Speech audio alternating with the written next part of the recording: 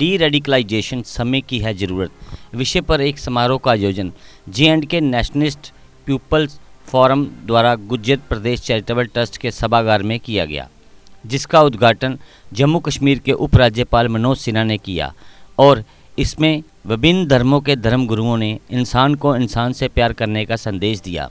उन्होंने कहा कि इंसानियत या कोई धर्म नफरत फैलाने का पैगाम नहीं देता है।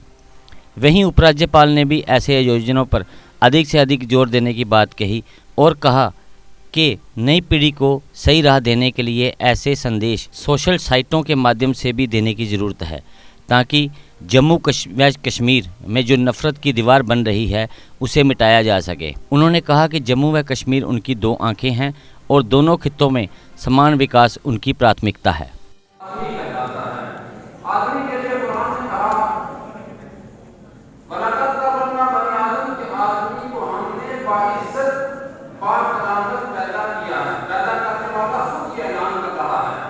इसका मतलब ये हुआ कि कोई किसी भी मजहब से, किसी कास्ट से, किसी रंग और नस्ल से ताल्लुक रखता हो, लेकिन जो मुसलमान कुरान को माने, जो हर उस इंसान की कदर करेगा, इसलिए कि मुसलमान होने के नाते कुरान में ये हुक्म उस पर नाफिज होता है।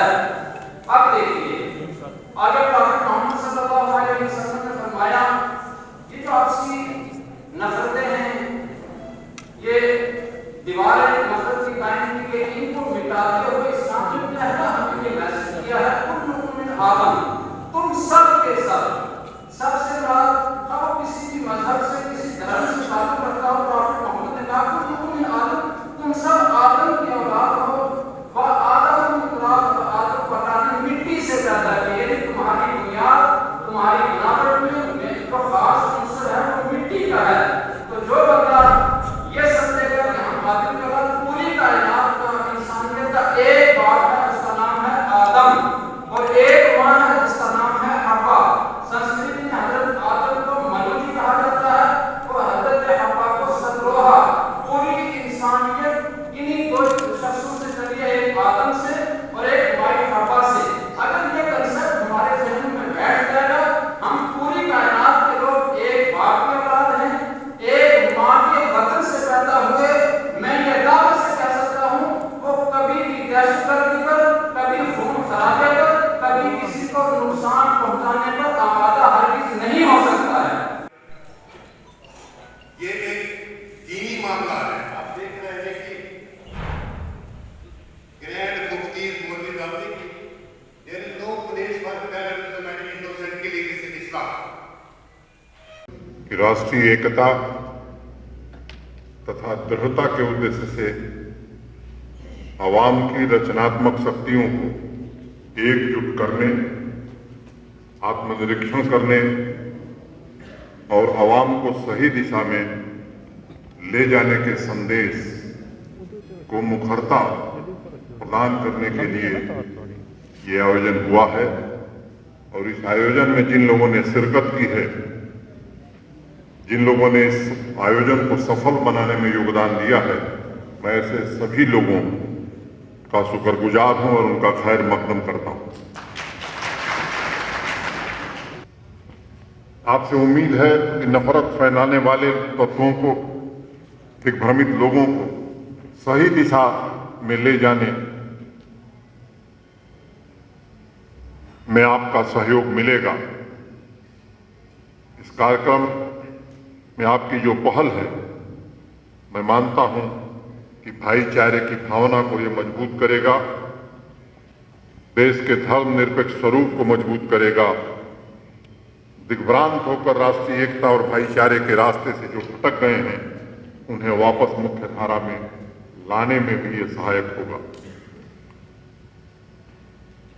संजय जी ने, मुजफ्फर साहब ने पढ़ा deradicalisation need of the hour. मित्रों, रेडिकलाइजेशन और डी रेडिकलाइजेशन पर आप अभी दिन भर चर्चा करने वाले हैं। मैं आपसे विनम्रता पूर्वक ये बात कहना चाहता हूं कि रेडिकलाइजेशन में हम ज्यादातर अल्टीमेट एंड पर चर्चा करते हैं। फिर जब कोई घटना अचानक सामने आती लेकिन उसके पीछे का जो पूरा होमवर्क, जिसे हम आम भाषा में टेल साइन कहते हैं, जो प्रोसेस होता है, उस पर ज्यादा ध्यान नहीं देते। दो वजहें मुख्य रूप से मुझे दिखाई पड़ती हैं, एक एनवायरनमेंट और दूसरा एक्सेस। कुछ सालों में ऐसी कई घटनाएं हुई जिसमें खुद माँ बाप ने नोटिस किया कि बच्चे के विचारों में परिवर्तन, उसके रूटीन में कहीं न कहीं कुछ गड़बड़ है।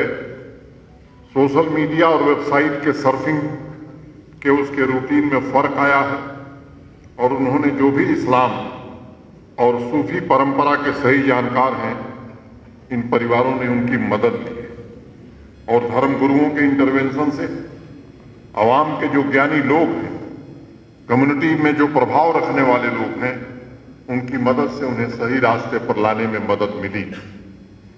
और मुझे लगता है इस गंभीर और संवेदनशील मसले पर खुल करके बात करने की जरूरत है। अगर आप कम्युनिटी के इन्फ्लुएंशियल लोग, हम जो बुजुर्ग हैं, अगर वो चर्चा नहीं करेंगे तो आज ये समय है, शायद आने वाले समय में लोग हमें पूछेंगे और एक बड़ी भूल हो सकती है।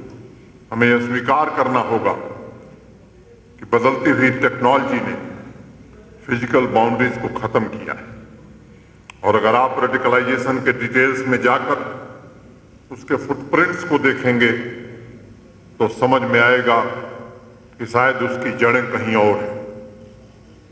सरहद पार से भी ग्रुप बनाकर सोशल मीडिया की मदद से इंडॉक्ट्रिनेशन की कोशिश लंबे समय से हो रही है।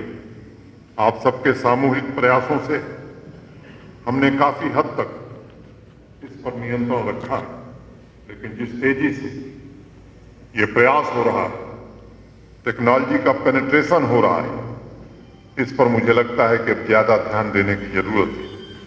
इसे किसी संप्रदाय से न जोड़कर देखें, ये हमारी भूल होगी।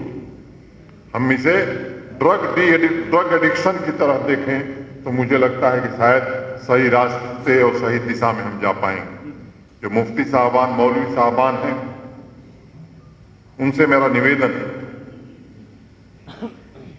किस तकरीर में इलाके के बच्चे जा रहे हैं, कौन से प्रोग्राम मोबाइल और लैपटॉप पर देख रहे हैं, मुझे लगता है कि हम सबको उस पर ध्यान केंद्रित करने की आज जरूरत आ गई। Community elders, influencers can use the technology to identify and monitor the mischievous Facebook, preachers, TV programs available on internet for a broader mapping. This is possible only through a comprehensive plan involving both de-radicalization and counter-radicalization study. De-radicalization is the process by which already radicalized person is brought back into mainstream of the society, while counter-radicalization is the process by which vulnerable persons are prevented from getting radicalized. So I urge you that during the discussion, we must focus on a comprehensive measure involving community, family, and much required stress on positive messages, introducing books on prominent Muslim figures like Abdul Kalam, Maqbool Sherwani, Salim Ali, Israr Ahmad, chapters on peace and harmony in schools and madrasas. I will tell you an example of Telangana. You might have heard many kids were brainwashed in 2014-15 and a significant portion were well educated. Many had good paying tech jobs. So the effort of de-radicalization was concentrated on counseling, making them understand the true meaning of Islam by community elders and muftis.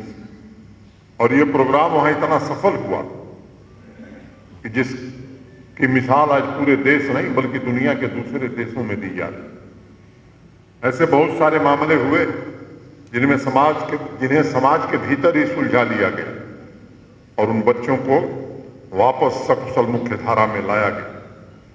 उन्हें सही रास्ता दिखाना, मैं समझता हूं, ये हम सबकी सामूहिक जिम्मेदारी है।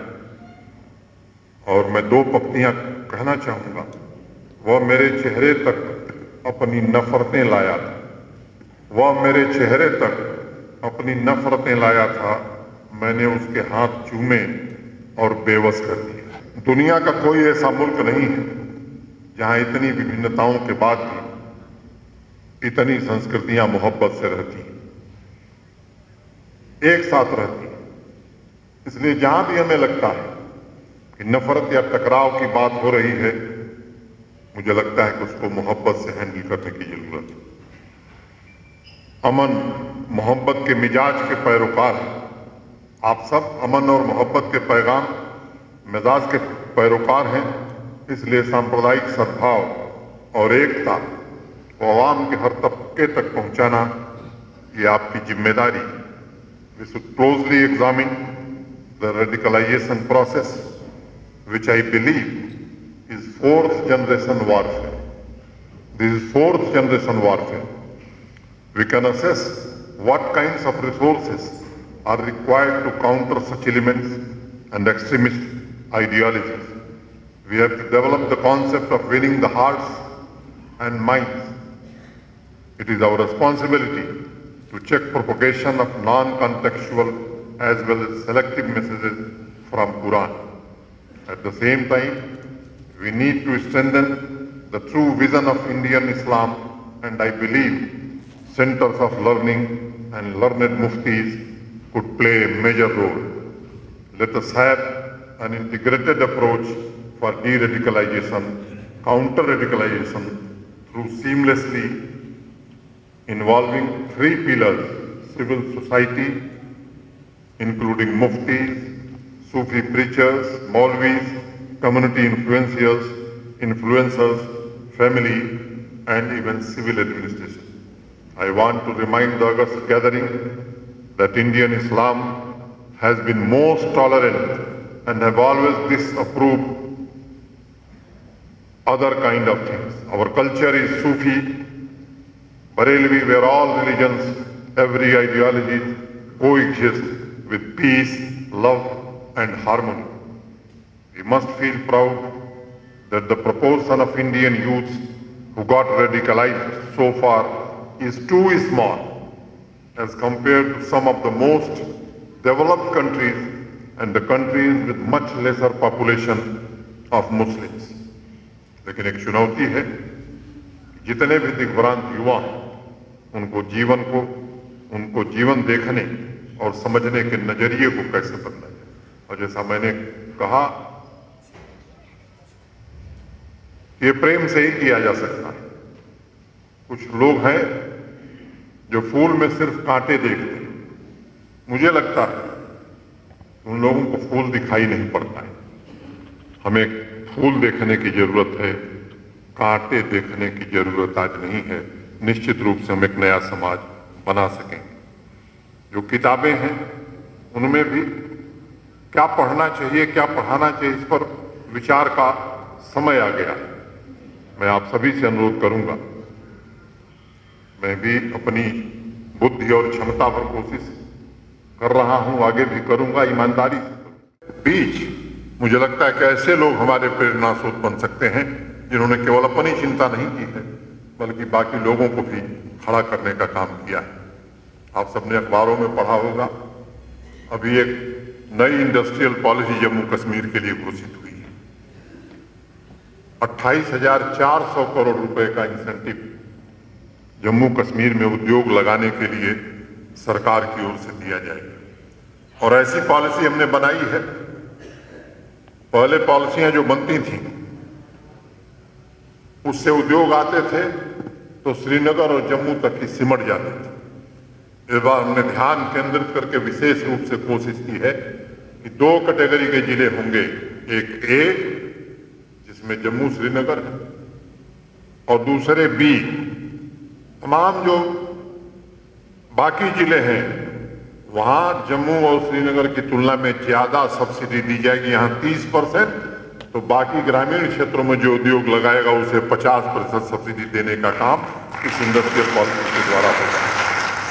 हम कोशिश कर रहे हैं कि ब्लॉक लेवल तक देश और दुनिया के जाने माने लोग आवे, उद्योग लगावे, और एक लक्ष्य हमने रखा है कि सीयूटी के 5 लाख युवाओं को इस इंडस्ट्रियल पैकेज के आधार पर आने वाले समय में रोजगार मिले।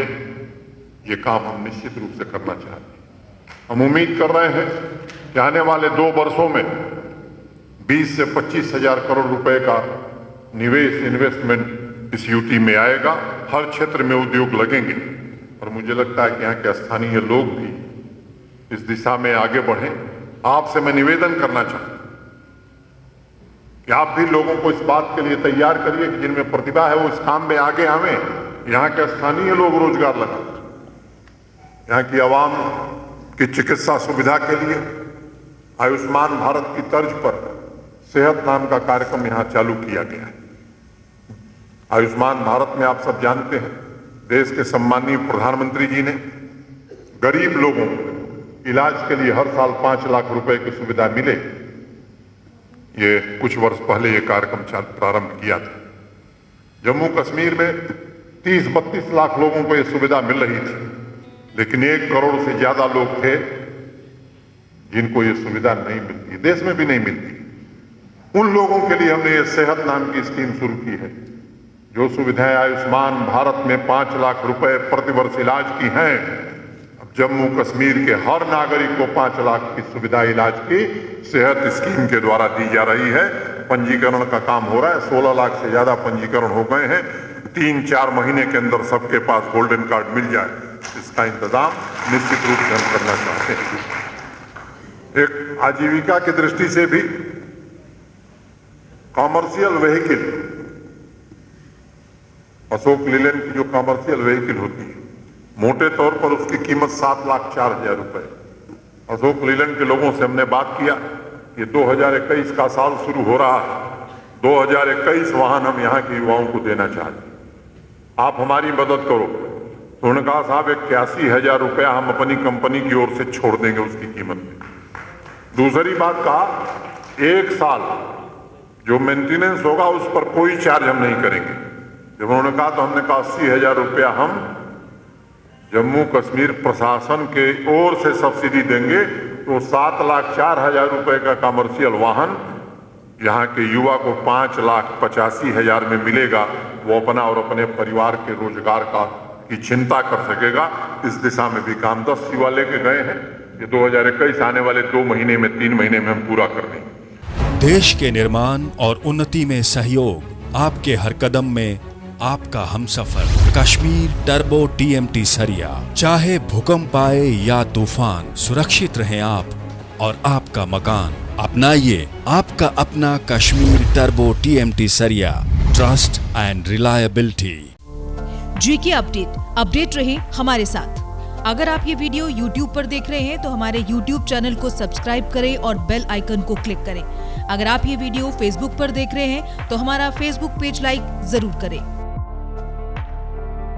For advertisement, please contact 705-109-1811.